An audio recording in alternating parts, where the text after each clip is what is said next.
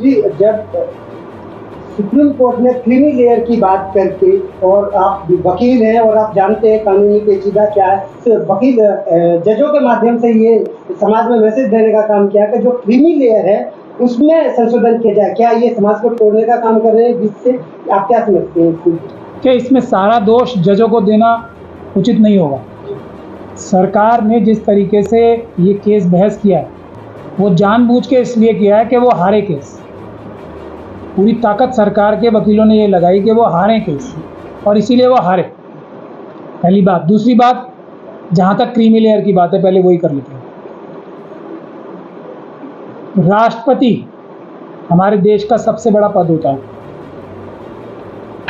हमारे देश की जो आज की राष्ट्रपति महोदया हैं उनको मंदिर में जाने से रोक लिया जाता है, तो राष्ट्रपति महोदया खुद स्वयं क्रीमी लेयर में नहीं पहुंच पाई हैं। उसके ऊपर तो कोई पद नहीं है ना। इससे पहले कोविंद साहब थे राष्ट्रपति, उनको मंदिर जाने से हाथ आगे करके रोक लिया गया। जब स्वयं राष्ट्रपति के पद पे पहुंचा हुआ व्यक्ति या व्यक्तित्व अगर वो छुआछूत से ऊपर नहीं उठा, तो देश में क्रीमी लेयर का कॉन्सेप्ट जो है schedule caste schedule tribe community के लिए पूरी तरीके से धोखा है, फरेब है, डकैती है और चोरी है। पहली बात। दूसरी बात, मेरा ये दिल से मानना है कि वाल्मीकि समाज और चंद ऐसे समाज हमारे शेड्यूल कास्ट कम्युनिटी में हैं जिनका समाज के सभी अधिकारों पर, सभी संसाधनों पर सबसे पहला हक है। ये बात मैं हर जगह बोलता हूँ, आज भी बोल रहा हूँ।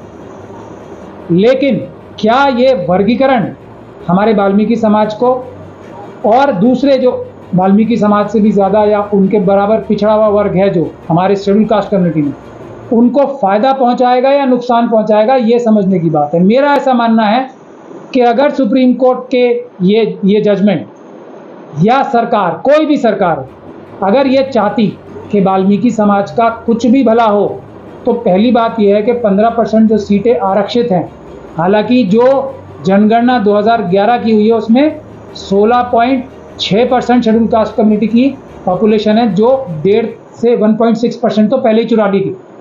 15% में से कभी भी किसी भी जगह की कभी भी 50% भी सीटों पे का फ़ायदा नहीं मिल पाया पूरी शेड्यूल कास्ट कम्युनिटी को। तो जब एक 60% तक 15 में से, मतलब आप समझ लीजिए 8 या 9 सीटें तो आज भी खाली पड़ी हैं। अगर सरकार की मंशा वाल्मीकि समाज या किसी भी समाज को फ़ायदा पहुंचाने की होती तो ये सीटें नहीं भरते।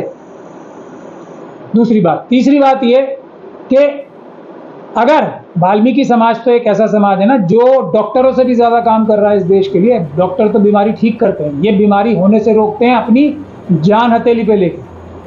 तो अगर कोई भी सरकार या कोई भी कोर्ट इस उनके लिए लेश मात्र भी अगर कोई भी अच्छा करने का सोच सकता है, तो सबसे पहले सफाई कर्मचारी जो हैं, जो ठेकेदारी प्रथा पे काम कर रहे हैं, उनको रेगुलर करके दिखाएं। क्या आईएएस और आईपीएस की रेगुलर नौकरी ये व्यवस्था देना चाहेगी? मनुवादी मानसिकता की व्यवस्था जो हमारे सफाई कर्मचारियों को पक्की नौकरी नहीं दे रहे, वो आईएएस और आईपीएस की पक्की नौकरी देंगे? तो ये सिर्फ समाज में लड़ाई कराने के लिए। तीसरी महत्वपूर्ण बात, जो ये 15% की भी जो सीटें हैं वो भी और सिकुड़ती जा रही है, ये भी समझने का विषय है, क्योंकि निजीकरण हो रहा है। पहले अगर 100 नौकरियां थी तो अब नौकरियां ही 50 रह गई हैं पूरे देश में। तो 15% का मतलब पहले 15 सीटें होता था, अब 15% का मतलब 7.5% हो गया। तो इससे क्या वाल्मीकि समाज का भला हो रहा है या किसी भी शेड्यूल कास्ट कम्युनिटी के किसी भी समाज का भला हो रहा है? तो ये धोखे में नहीं आना है।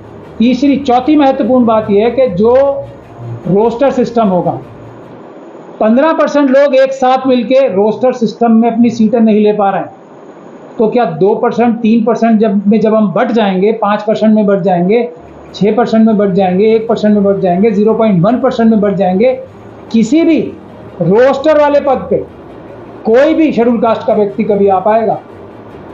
तो ये इतनी बड़ी साजिश है।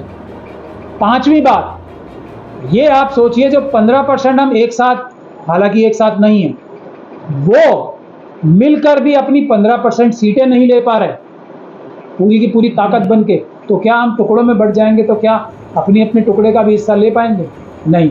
मैं इसलिए ये बात बार बार बोल रहा हूँ कि यही काम पहले मुस्लिम समाज के साथ हुआ है, और ये मनुवादी मानसिकता हर एक जो दंश मुस्लिम समाज को लगाती है, तो बाकी सारे कमज़ोर वर्गों को समझ जाना चाहिए कि यही काम उनके साथ होने वाला है। पहला शिया सुन्नी में बांटा, उसका अंजाम हुआ शिया सुन्नियों में लड़ाई हुई। हमने बड़ी मेहनत करके दोनों में बातचीत करा के कम से कम लड़ाई कम कराई। उसके बाद पसमानदा समाज को हम लोगों ने खुल के कहा कि जो मुस्लिम समाज में पसमानदा समाज है उसको आप रिजर्वेशन दे दो, सारी दे दो। तो रिजर्वेशन देने का मकसद नहीं है, आपस में लड़ाने के लिए पसमानदा समाज।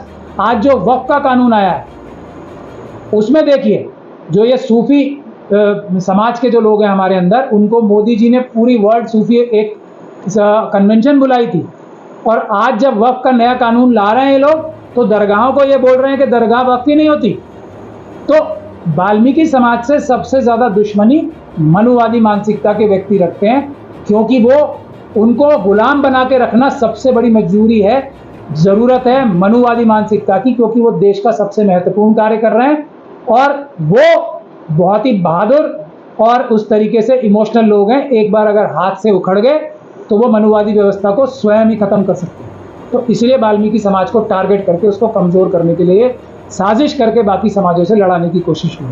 अच्छा। तो मेरा निवेदन आप लोगों से ये है कि 21 तारीख को, हमने पहले भी ऐलान किया है भाई नौटियाल जी को भी, जो भी व्यक्ति और हमारे लोग 21 तारीख को, 21 अगस्त को जो भी हमारे लोग कभी भी आंदोलन करते हैं वो हमेशा पीसफुल होता है।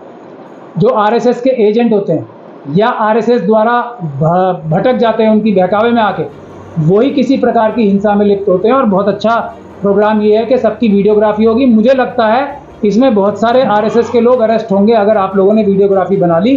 तो जो लोग हिंसा करने की कोशिश करेंगे वो आरएसएस के एजेंट होते हैं।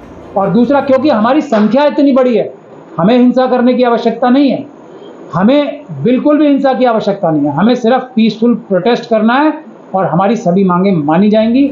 हम लोग अदालत में मजबूती से आपकी लड़ाई लड़ेंगे। कोई पुलिस वाला आपको तंग करेगा, उस पुलिस वाले को जेल भिजवाने का काम करेंगे।